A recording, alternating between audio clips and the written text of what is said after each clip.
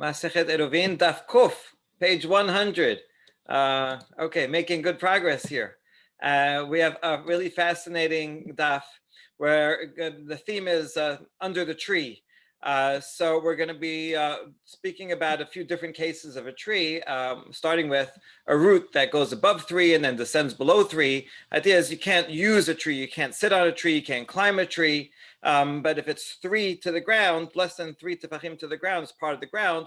Above that is not. So what if it goes up and down? So some complicated cases. Then if someone is in a tree from before Shabbat, what happens? We'll see 2 contradictory braitot and 4 ways of resolving that. How about climbing a dead tree? It's not alive anymore. We'll see contradictory braitot and 2 answers to that. Are you allowed to walk on grass? We'll see 2 contradictory braitot and 5 answers to that one.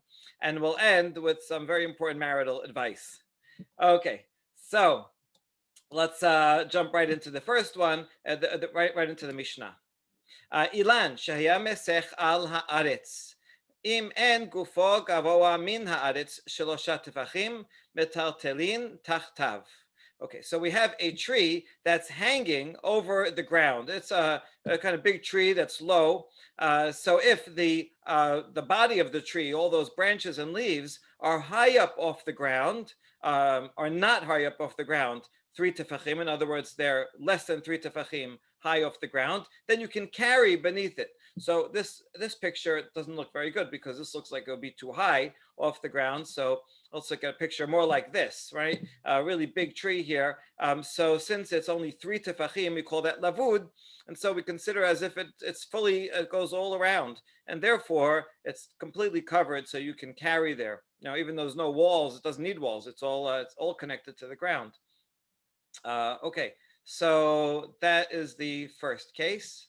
Shadashav givohim min haaretz shelosha tefachim lo yeshev alehen. And the opposite, if the roots of the tree are high above the ground, 3 tefachim or more, in other words here, right? So you cannot sit on this because you're not allowed to climb a tree, sit on a tree, lean on a tree, and the roots of the tree are also part of the tree. And if it happens to go up, then if it's below 3 tefachim, then that's part of the ground. Above 3 tefachim, then that's already not part of the ground and you cannot use it. That is the Mishnah. Okay, the Gemara now is going to clarify and limit this. Amar Rabbi Huna bered Rav Yehoshua and metaltelin bo yater mi bet sa'atayim. When the fact that you can carry under the tree, that has a limitation. Only 2 bet se'ah. A bet se'ah is 50 by 50, so 2 bet se'ah is 50 by 100 amot. Why? Why is there a limitation? My ta'ama mishum dehave dira shetashmisha la'avir. Because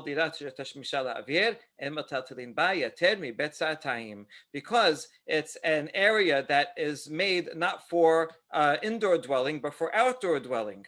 And therefore, anything like that has limitation. Similar to a garden or a storage area that's not made for living. This would be more like a hut for a guard or something like that. So that people do, it's not made for living space and therefore has a limitation. Okay, I mean, I think it would be unusual to find a tree that would be that big. It would be 150 by 75 feet. I don't think there is a tree like that, even those giant trees. But theoretically, if there was, that would be the limitation. Okay, good. So you can carry under this tree that's low down to the ground, but it's considered an outdoor area made for outdoor living and not for indoor living. So that's the limitation. Okay, now shadashav givohim min haaretz itmar. Regarding sitting on the roots, we learned shorshe ilan habein milamala mishelosha letoch shelosha. We have a root that goes above 3 and then comes back down below 3. we have machloket. Rava amar mutar lishtamesh bahen. Rav Sheshat amar asur lehishtamesh bahen. In other words, like this picture. So if it was just all low down, certainly everyone would agree that you can sit on it because it's part of the ground. But if it goes up here and then you can't, no, everyone agrees you can't sit on the high part that's above 3. The question is if it goes high and then it goes low and I want to sit on the low part, then what's the law? Do I follow where this is, the tail end? And so this is below 3, so it's part of the ground. Or do I look at the source where it came from? And where it came from was above 3. And therefore, even though I'm sitting on the part below 3, I am using the section that's above 3. And therefore, that would not be allowed. Got that? That's the two sides of it. Do I follow the end or do I follow the source? So let's see that inside. Rabba amar mutar lishtamesh bahen. Techol pachot mishelosha dara arahi. Rabba says I can sit on the end of that branch. It's within 3 to the ground, so it's considered ground. What do I care where it came from? Rav Sheshat amar asur lishtamesh bahen. Techvan demikoach isur kaate asurin. No, I can't sit on the end of that branch because it's coming from, it's being sustained by a place above 3 that is not allowed. And so therefore, I'm not allowed to sit on the end either. Okay, now we have that controversy, we can compare it with several others. The damu kim shunita the salkin la'ela asurin the nachtin letatai sharu listadin pelugta de rabba ve'rab sheshat. Okay, so this would be similar to this kind of crag root. So let's just see a picture makes it easier. So if I have a root that has a lot of different sections that come out of it. So if it goes straight up, everyone would agree that this is entirely above 3, not allowed to sit on it. If it is all down below 3, everyone would agree with that also, that you are allowed to sit on it because it's part of the ground. And the only question is the section that goes up and then goes down. That would be the problem. Okay, good. So they would disagree on that too. Another 2 cases, they would have the same disagreement. Vechen anigra, vechen bekeren zavit. Also a tree that grows in a ditch and one that grows in a corner. Picture is worth these 2 words here. So here we have a tree that grows inside a ditch where there's water. And so the base of the tree is lower than the ground. So in this, and they have a branch that's coming out of it. So this branch is within 3 tefachim of the ground, but is more than 3 from the base of the tree that's inside the ditch. So according to Rabbah, who says you follow wherever the tree is, the end of the tree, that will be permitted because it's within 3 from the ground. According to Rav Sheshat, who says you measure from the base of the tree, from wherever it comes from, that would not be allowed to sit on the branch because it's more than, this branch is more than 3 off of the base of the tree. Okay, so that would be a similar case. And yet another similar case would be a corner. There's no picture here. We have a picture here. Okay, a tree in a corner so that the walls are actually connected to the tree, they're touching the tree or very close to it. And so in this case, if I wanted to hang something or climb on this section of the tree that's right above the wall, within 3 tefachim of the top of the wall, according to Rabbah, that's fine because we measure from the end of it, and the end of it is here, and it's not higher than as long as it's not higher than the edge of the wall, 3 tefachim. According to Rav Sheshat, we follow the base of it, and it's coming from something that is more than 3 tefachim from the ground. Okay, so all these would be corollaries of this machloket. Okay, good. Hahudikla, now another application. Dahava le'Abaye, behava salik be'ipuma. Abaye had a fancy home, and he had a rooftop with a skylight in it, and a tree sticking out of the skylight. Very nice. And ata lekamed Rav Yosef ushrale. And the question was, if he's on the roof, can he use the section, the bottom section of the tree that sticks up out of the roof? In other words, the first 3 tefachim, because those are close to the floor of the roof, even though they're far away from the root of the base of the tree that's inside the house. And so Rav Yosef said it's allowed. Amar Rav Acha bar tachlifa dishralach kerabah shiralach Oh, and Rabba Echad commented, he's permitting it because he's following Rabba. Rabba again who says you follow the end of the tree, the part that you're using, and that's close to the ground, this ground here. I mean, you don't have to follow the source of it because the source, even though the source of it is higher up off of the floor down here. Okay, good. Now we ask Pishita, isn't that obvious that this would be allowed? What is it coming to teach us? Right? Isn't it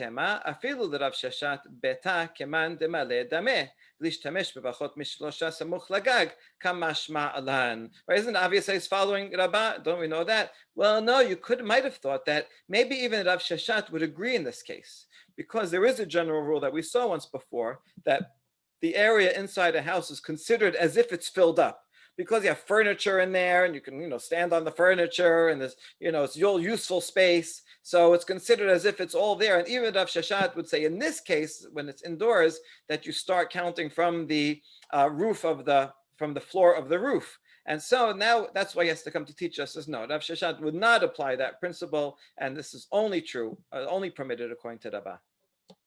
All right, good. So now the next section of the Mishnah is going to be used as a proof. The Mishnah itself is going to be used as a proof for Rav Sheshat against Rabbah. We could just look at the outline here, right? We saw a number of applications, and now we're going to see a challenge to Rabbah. Let's see. Shadashav gebohim min haaretz shelosha tefachim lo yeshev alehen. Mishnah said that if the roots are 3 or more above the ground, you're not allowed to sit on them. Hechidameh. What kind of case is this? If they're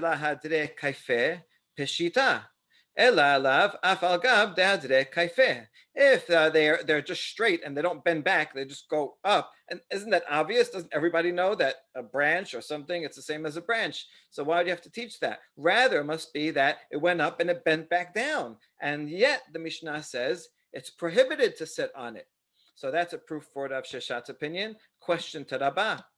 Answer: Lo leolam de lahadre kaifeh. Veha kamashmalan afagav desido ehad shaveh laaretz. No, it could be that it's going straight up. It's not coming back down. But it's teaching us something else. It could be a case where, as in this example, where part of the roots are in fact connected to the ground, but part of them are far from the ground, more than 3. And so you might think that that since part of the roots, even at that level, are connected to the ground, and therefore you could sit on this part, right? Because it's not high up off the ground goes up. But here the ground goes down and the roots go up. So maybe I would think that I can sit on all of it. So that's why the Mishnah teaches, according to everybody, you would not be allowed to sit on this area that has a hole underneath, even though you are allowed to sit on the other area.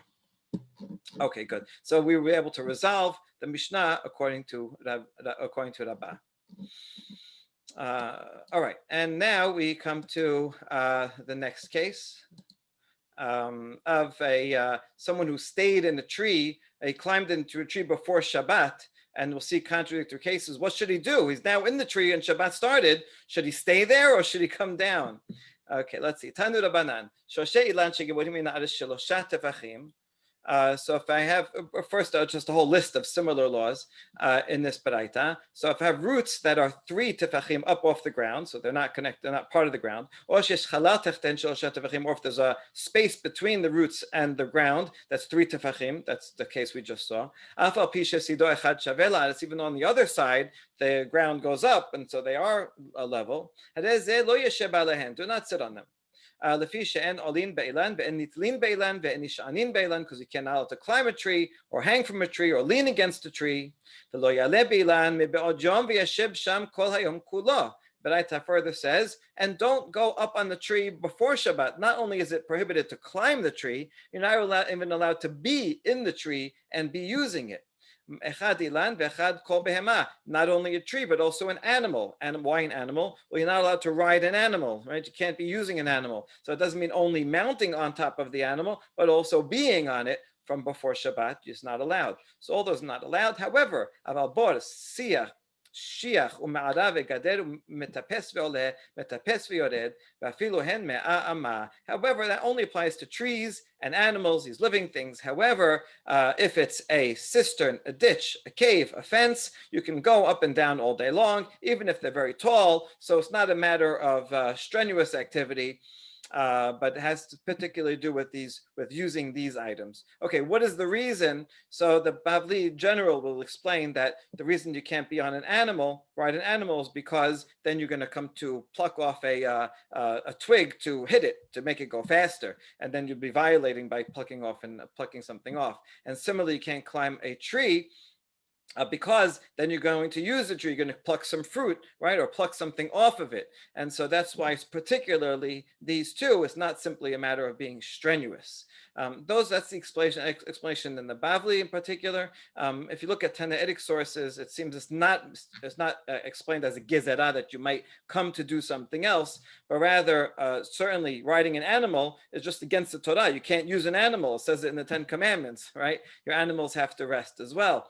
And using a tree does seem to be a shivut because it's not in the spirit of Shabbat to be going and climbing trees.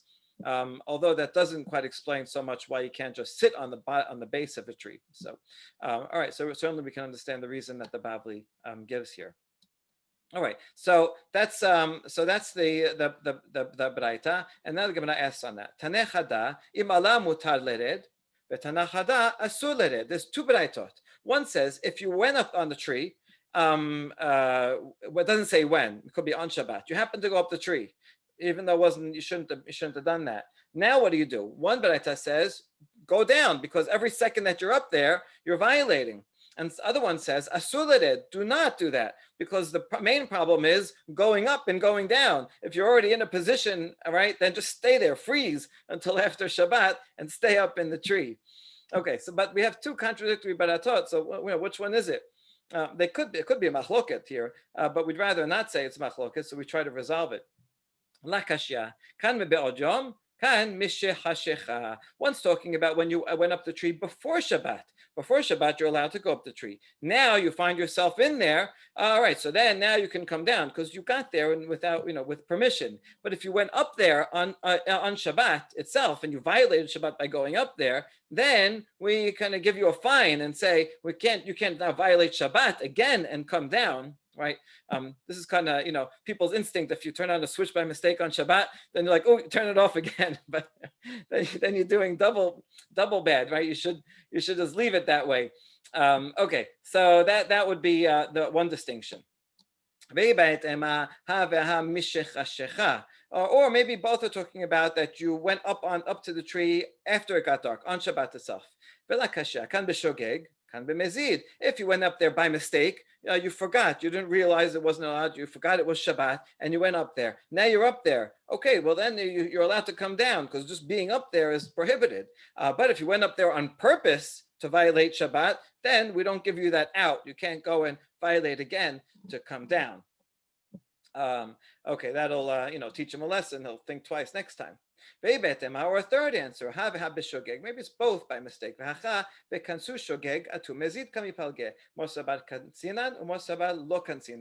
Or maybe he went up by mistake, but there's a difference in approach. One says, even though he did it by mistake this time, we should make him stay up in the tree, so that next time he'll be more careful, because maybe next time he'll do it on purpose if we don't give him a fine. So one says we should make a knas, make a fine, and therefore it's prohibited. The other one says, no, this time he went up by mistake. So there's no reason to give him a fine, penalize him, not a fine, penalize him by having to stay up if he did it by mistake. Okay, that's the fourth answer. And now we have a final possibility that actually those two baraitot are in the disagreement. This one also actually was also a disagreement in approach. And it follows another machloket between Tanaim. As follows: Nitanin b'matana achat shenitarvu nitanin b'matana achat. Yinatnu b'matana achat. Umatan arba'a b'matan arba'a yinatnu b'matan arba'a. Matan arba'a b'matan achat. Rabbi Eliezer omer yinatnu b'matan arba'a. Rabbi Yoshua omer yinatnu b'matana achat. All right, let's explain this case. It's not really so difficult. When we come to korbanot, one of the main rituals you have to do with a korban is sprinkle the blood onto the mizbeach. There are different types. Some of them you have to sprinkle only once, like Korban Pesach. You just need one sprinkle on the Mizbeach. There are other sacrifices that require 4 sprinklings, which is really like on one corner and on the other corner, but the corner is 2 walls. So in other words, 4 sprinklings, and that would be like a Korban Olah, requires 4. So generally, we want to keep those blood separate. Right? So in the Bet Hamikdash, a lot of things going on. We want to keep the Korban Olah in one place, and the firstborn and Pesach and another bowl, because these have 1 and these require 4. Now, what if a number of different things that require 1 sprinkling get mixed together? Well, that's no problem. Matana achat, they all require 1, so just do 1, right, for the mixture. And if one animal that requires 4 gets mixed up with another animal that requires 4, also that's an easy solution. Just sprinkle that 4 times, twice on 2 corners, and then that's no problem. The difficulty is, what if an animal that requires 4 gets mixed up with the blood of an animal that requires only 1? So now what do you do? That's a machloket. The Rabbi Eliezer says, do it 4 times, right? Sprinkle that blood 4 times. And even though there's in there Korban Pesach that requires only 1, all right, so that'll get sprinkled more times. Rabbi Yoshua Meir says, no, hold back. Don't only do it once. That's all that you know that you can do, and don't add to it. Follow the one that's 1. Okay, let's see their reasoning. They debate each other. Amaro Rabbi Eliezer, harehu oved al bal tigra. Rabbi Eliezer, who says you should do it 4 times, says now you're going to violate reducing the commandments, right? You're taking, it should be 4, and now you're not doing it, so you're removing commandments. You're not allowed to do that. And the other, Rabbi Yoshua says, you're adding to the commandments. You're not allowed to add to the commandments, right, on your own either, right? Bal tosif, bal tigra. Okay, well, it seems we're at a standstill because they both have a point. And Rabbi Eliezer has one final argument. Amar Rabbi Eliezer, lo amru ela keshehu be'atzmo. Amar Rabbi Yoshua, lo ne'emar bal tigra ela keshehu be'atzmo. This is not the final argument, right? They just further. He says, Rabbi Eliezer says, yeah, I know that he says 4. I know that I'm adding, but it only means you can't add when I have it by itself. I have 1 Korban Pesach by itself. I can't do 4 times. But if it's mixed together with something that requires 4 times, then I'm not violating. Rabbi Yoshua says, yeah, I could say the same thing. It's only adding if I take 1 that make it 4. But if it's 1 only and by itself, then only what's by itself. But if it's mixed together, then it's no problem. Okay, so now we're at a standstill. And here's the final argument. Ve'od amar Rabbi Yoshua, keshenatata abarta al bal tosif, ve'asita ma'aseh beyadecha. Keshelo natata abarta al bal tigra, Velo asita maaseh beyadecha. Rabbi Yoshua, who says you take this mixture and do it only once, says I'd rather be passive and not violate something. So when you do it 4 times, then you are actively violating bal tosif by taking something that only requires 1 and making it 4 times. So you're actively violating. But when I'm sitting, I'm passive. So I do it once and then I stop. So I'm not violating anything actively, so better to be passive if you're not sure. Okay, that seems to make a lot of sense. So this is 2 different approaches that you can see it can apply to many cases. When you're not sure about something, is it better to be active and go for it, or better to pull back and be passive? This applies to driving too. If you're coming to an intersection and there's something going on, should you just brake, right, and avoid any collisions? I was once driving with someone who says, no, I don't do that. Whenever I'm in that situation, I just hit the gas to try to get out of there as quickly as possible, right? Or sometimes have to be more active in order to get out of a difficult situation. Okay, so let's see how this applies. Rabbi Eliezer, that wasn't my son, by the way, who drove like that, someone else. Rabbi Eliezer, Damar Hatam, Kum Aseh Adif, Hachinami Yared. So how does it apply to us? In the case when the person went up to the tree, on Shabbat, and so he's there on Shabbat, however he got there, and now he has a problem because if he stays up there, he violates. If he comes down, he violates. So according to the Rabbi Eliezer, who says be active, So then come down, right? Rather than stay there the whole Shabbat and be continually sinning. Do something and get out of it. Get out of the situation. Rabbi Yoshua damar hatam sheva al taseh adif hachiname lo yered. Rabbi Yoshua says, always be passive. You're stuck there, just do nothing. Okay, if I'm just sitting there, do nothing. That's the better option. Okay, very interesting.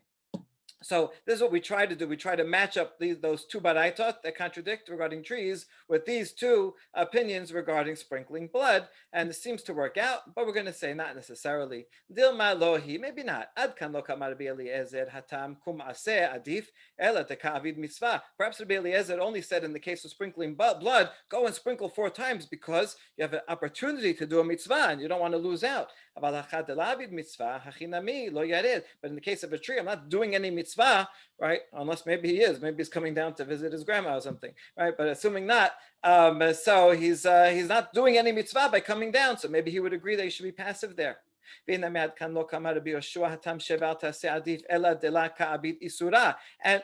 way around, maybe Rabbi Yoshua said in the case of sprinkling blood, better to sit and do nothing because I'm not violating anything. Well, I sprinkle once and I'll just stop. I'm not violating any prohibition. But in this case of a tree, when by sitting there I am violating using the tree, he might agree, get out of there, come down, and stop violating. All right, so in the end, not necessarily is it in fact a contradiction. They don't necessarily correlate. Okay, good. So we saw those 4 answers, and now we're going to talk about climbing a dead tree. See 2 contradictory braytot and 2 answers to that. Taneh hada, echad ilan lach, ve'echad ilan yavesh. So one says that you are not allowed to climb both a tree, a living tree, and a dried out tree. And the other says only a living tree that you're not allowed to, a green tree you're not allowed to, but a dried out tree is fine to climb up. Okay, so let's see, how do we resolve this? Amar Rav Yehuda la kashya, kan beshe giz'o machalif, kan beshe en giz'o machalif. So they say both are talking about a case where it's the branches that are dead, but the one that says that it's the one that said the first is when the root is still alive, and the root will then produce another shoot. In that case, since it's still alive, that's what's talking about where you're not allowed to climb it. That's what's talking about that it's no matter whether it's alive or dead, even if the branch is dead. And here, when it says that you are allowed to climb it, that's talking about where even the root, the entire tree, is completely dead and won't make anything new. And that's how you can resolve it. Okay. Hold on, does that really make sense? If the stump is still alive and still creating new shoots, you're going to call that a dried out tree? I mean, it's just okay. So one branch is dead. You don't call the tree dead.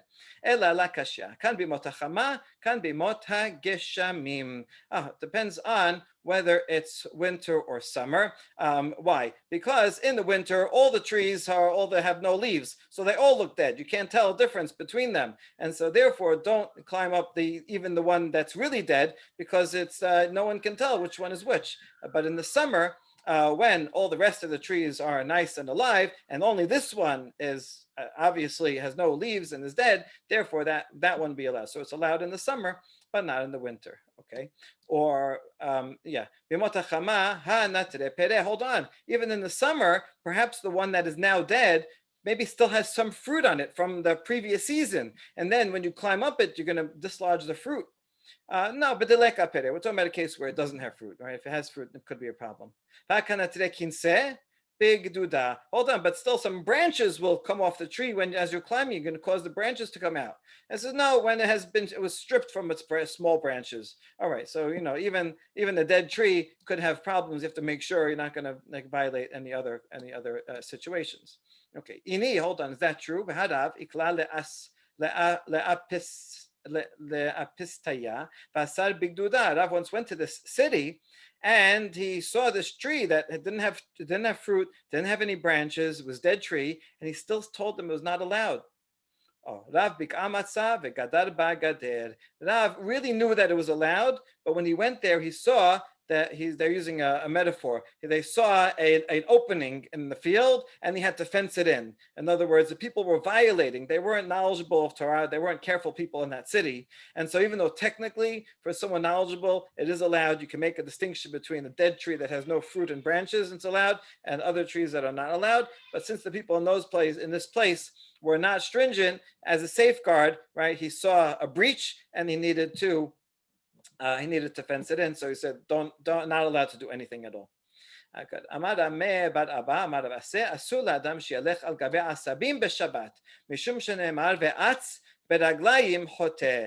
this is the next topic, where we have right this halacha that you're not allowed to walk on grass on Shabbat.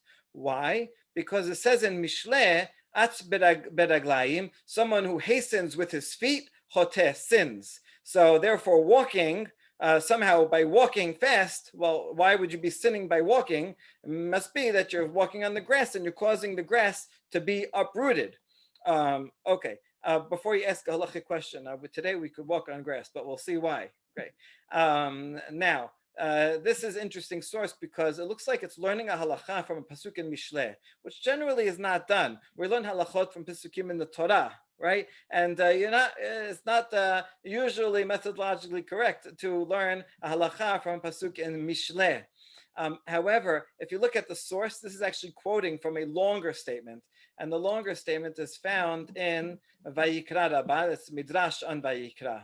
And here it gives several examples of what is mean atz beraglayim hoteh.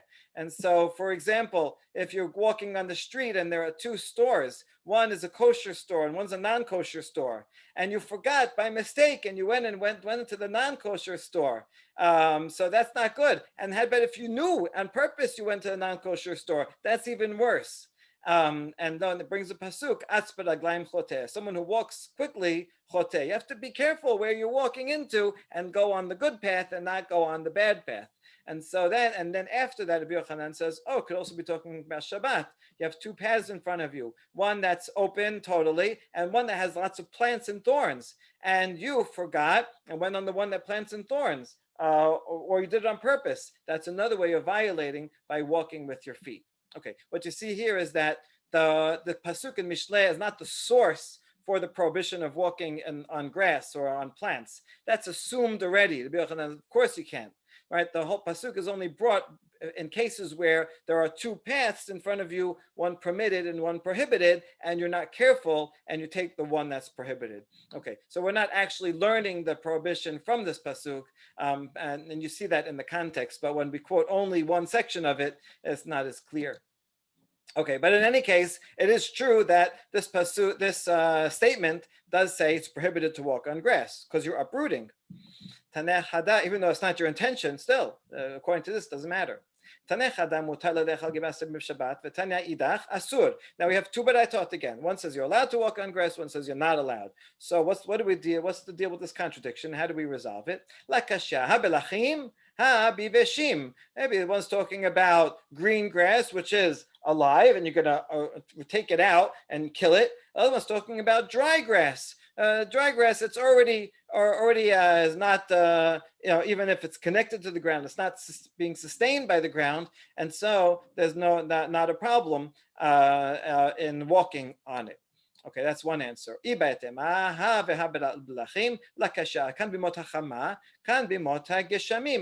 they're both alive, but one's talking about in the summertime when they're nice and fresh and you're going to totally kill them, uproot them. I was talking about in the winter time, the rainy season, maybe because the ground is all soft and mushy anyway, and the plants are on their way dying. Perhaps Rashi says something about seeds, that you're uprooting the seeds. Okay, however, we understand that. That's the second explanation. Truth is that we saw this before. This might be like a transfer. We're taking the same phrase and just using it again here. Or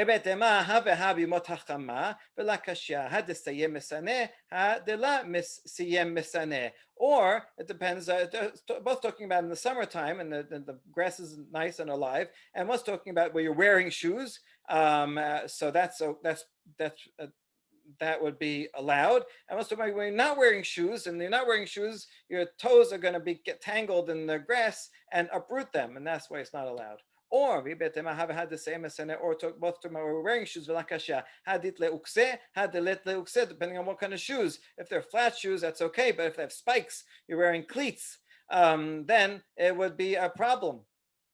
I just learned that in England they call cleats boots. Is that right, Mark? No, No? boots. No, boots is no. It's spikes.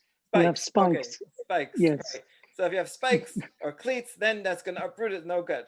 Ve'bet ema hava had it le ukse, had it le seracha, had let le seracha, or they're both are talking about the shoe that has spike. But in one talking about the grass that's long, and then it's going to get entangled again, it's going to uproot. And the other was where it's talking about mowed grass, it's all nice and short, and it's not going to get entangled and uprooted. Okay, a lot of different answers. And now we conclude V'ha'idana, Dekaim Malan Kerebi Shimon, Kilahu Shari. Nowadays, we follow Rabbi Shimon. Rabbi Shimon had a general opinion back in Masechet Shabbat that if you do something inadvertently, or rather, that's not inadvertently, but rather that's not your purpose, right? I didn't make my goal is to walk. I want to get from here to there. I'm allowed to get from here to there. On the way, by walking, yeah, it could be that things will get uprooted, but that's not the reason why I'm taking these steps. I'm not trying to plow the ground or to uproot these things. So I'm not even thinking about it. And therefore, it's permitted according to the Rabbi Shimon. So that is the halacha today, that this is allowed. And by the way, you could this line here. It looks like it's a kind of a later addition from. In other words, if you compare it to the Talmud Yerushalmi, and concludes that it's not allowed. In Eretz Yisrael, they did not think this is allowed. So Ha'idana, like when is Ha'idana? So some say this is the period of the Geonim. Maybe it's not quite as late as the Geonim, but in other words, it's a later layer of the Talmud, right? Like after this, the rest of it was edited and put together.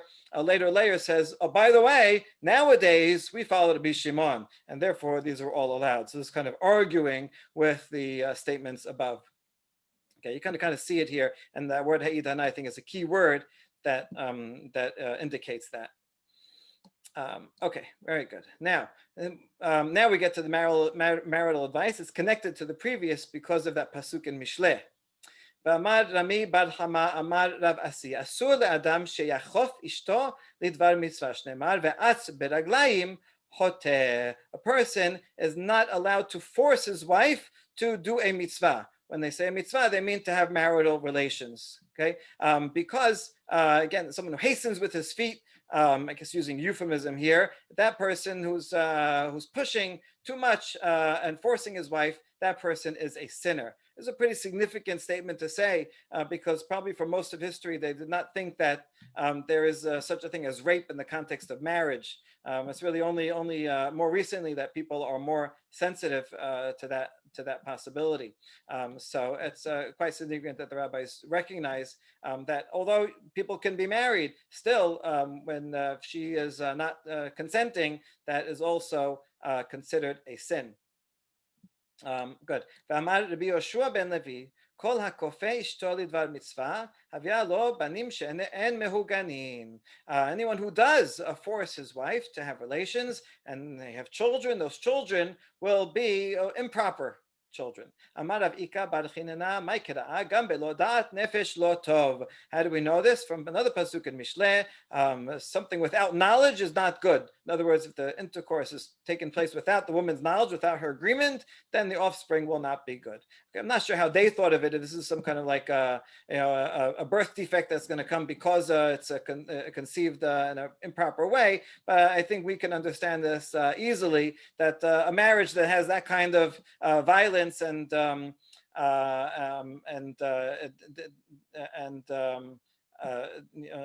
lack of getting along well, certainly the children will be affected by that negatively. So that is good advice. Tanya namehachi, gam belo da'at nefesh lo tov. We have another Baraita that teaches this, and quoting that pasuk, so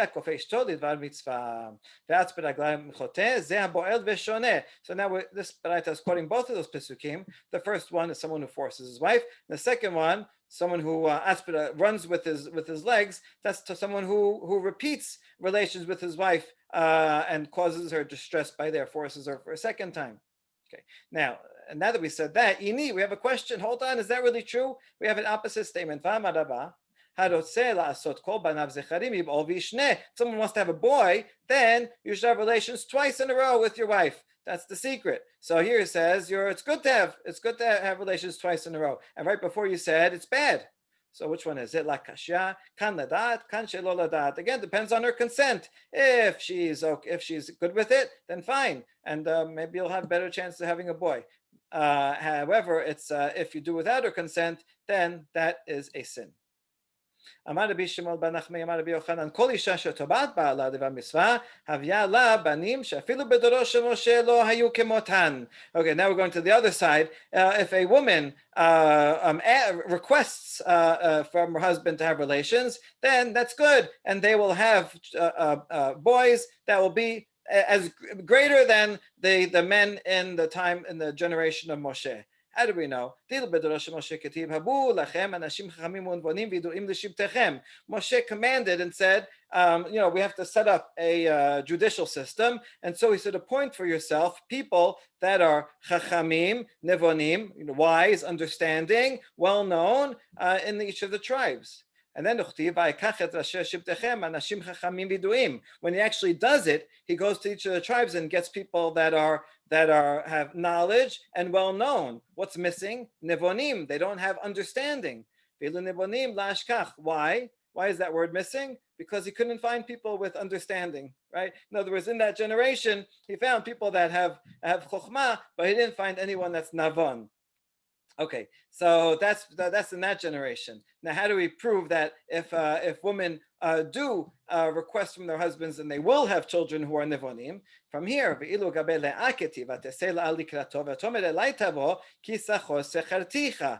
this is when Leah acquires the rights to sleep with Yaakov from Rachel, and she goes to Yaakov and says, I bought you. You come and sleep with me. So in other words, she is requesting, she is demanding him.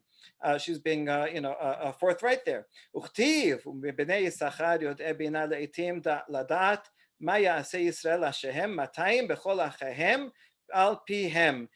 Yamim, it talks about the children of Yisachar, and that was the child. Right? Yisachar is called that because of this word, Sachor Secharticha. Right? I hired you, and so that's the child's name. But in Divrei Yamim, it says Yisachar had children who were Yod'eh Binah, who had understanding. They were wise, and so they knew what to do, and so they were the leaders. So you see that in the time of Moshe, he couldn't find Nevonim, but Yisachar, the children of Leah, were eventually the tribe that she bore were Nevonim, and that's because she was proactive, and so therefore a woman should be proactive. Okay, so this is nice, giving two sides. The men should not be coercive, but the woman is good if they are proactive. Good. Ini, hold on, is that true? Okay, this proof is going to take a little bit. We have to go through this whole statement. There are 10 curses that Chava was cursed with. What are they? We're going to see one of them is that being seductive, which sounds like it's a curse that she should request. And here we said her requesting is good. Next, we're going to say requesting is bad. Okay, that's what we're going to look for. Ela isha amar harba arbe elu sheneti pe damim achat dam nida v'achat dam betulim. So when in the curse to Chava it says harba arbe, I will greatly multiply your suffering. So these two words are referring to two types of blood: the blood of nida and the blood of betulim. When she has when she's first married. So these are two difficulties. So the pain of raising children, the pain of being pregnant, that's the pain of actually giving birth. It shows that when the man is out of the house, when he's on the road, then she desires him, and that's painful for her that she has to desire him. I don't know why she doesn't desire him when he's home, only when he's away. I guess you have to, right? Makes the heart grow fonder, right?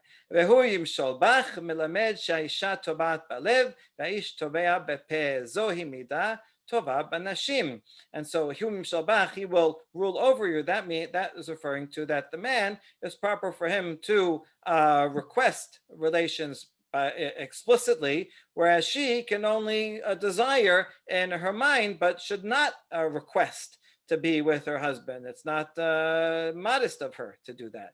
So you see, according to this, a woman should not be proactive. And before we said she should be proactive. So what's the answer? We're talking about that. She should not say it verbally. She shouldn't be too explicit, but rather she should be subtle in making herself pleasing and thereby be proactive. But she can't be as explicit about it as a man would be.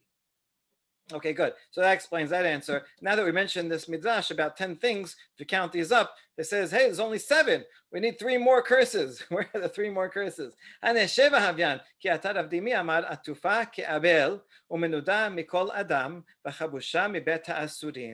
other 3 are is that a woman is wrapped like a mourner, as she covers her head all the time. I guess in those days, right, they would well, mourners, that's interesting that mourners themselves will cover their head. We don't do that today anyway, either. But so women will also cover their head like that. And so that's a curse. And she is has to be separated from people and be like in jail because she's usually in the house. So she's kind of in jail and she can't be out and about like men. So that is a curse. What do you mean that she's separated from everybody, like excommunicated? If it's because she can't be alone with a man, well, a man also can't be alone with a woman, so that's equal. So it wouldn't be a curse, particularly to women. Rather, it's that she cannot marry 2 men. Man is allowed to marry 2 women, but she cannot. So that's what that curse means. She is limited in that way. Okay, another 3, another possible, right? We said those 3, but now we're adding other possibilities of what the curse means. That she has long hair, like Lilith, that demon who has long hair. So that's a curse that women have to have long hair. And when she goes to the bathroom, she sits like an animal. And she serves as a pillow for her husband during relations. She's on the bottom, she's a pillow. Okay, ve'idach. So those are 3 curses. Hold on. Ve'idach, the other opinion that didn't count these, how come they didn't count these? How come they had other ones? They say these aren't bad things, these are good things, right? To have long hair, it's nice to have long hair, right? To sit down, it's nice to sit down. To be resting on the bottom, it's nice, it's more comfortable. Okay. Damar Rabbi Chia, my dichtib malefenu mebehemot aretz ume'of hashamayim yechakemenu. So how do we know that these are good things, that these are blessings? Because in Yob it says, you teach us how to act from animals and from birds, right? You should go watch the Nature Channel and learn good traits from animals, right? When you say you're acting like an animal, right? Maybe it's a good thing. Sometimes animals do nice things. How? This is like the female mule that crouches and urinates, and it crouches. It shows it's very modest in the way it does that. So it's nicer than men who stand up. It's not very modest. It's not nice to do it that way. So that's a blessing. And you should learn from birds. Now that we mentioned this, doesn't relate to women, but rather just like a rooster. First, it does a little mating dance and convinces its mate, and only then it's together with this mate. So too, right? A spouse should convince, do a little dance. And get the other partner in the mood, and only then be with her. So this goes back to the beginning of not forcing her. Good. And then almost done. Amar Rabbi Yochanan, Ilmale lo nitana Torah, hayinu lemedin seniut mechatul vegazel min nemala v'arayot miyona. Amazing statement. Even if the Torah would not have been given, we could have learned many of the mitzvot from the natural world, the kind of natural laws. How we can learn modesty from a cat, right? They're always modest. They don't do things in public. They're always hiding behind something and eating. And stealing from ants. Ants do not steal from each other, right? Once an ant is carrying a crumb, the other ants are respectful of that. V'arayot miyona, and forbidden relations from a dove, who are monogamous. Well, they're monogamous seems at least for one season. I don't know if they remember from one year to the next, but all right, at least that much. And we could also learn from a rooster, because first it has some. First it appeases, and only then mates with its mate. And what does it do? What is the rooster dance? Amar Rav Yehuda, Amar Rav Hachika Amar La, Zabinena lich ziga de matu lich ad karich. So it spreads out its wings and is all tall, as if to say, I'm going to buy you a coat that will go all the way down to your feet. I'm going to buy you a fancy fur coat. I don't know, maybe not fur, but feathery coat. So I'm gonna buy you stuff. The Batarachi Amar La lishamatete lechad tahu tanegolta itle vela zabinena lich. And after they mate, then it gets small again, and it says, may the crest of the rooster fall off if he has any money, and if he has money and doesn't buy you one. In other words, I would really love to buy you this fancy coat, but what can I do? I have no money. So this is funny, right? This is typical human activity to promise the sky, and then after you get what you want, you say, "Oh, I'm sorry, I wish I could, but I can't afford it." All right, so the rabbis had certainly good advice and also a good sense of humor. Baruch Adonai L'olam, amen ve'amen.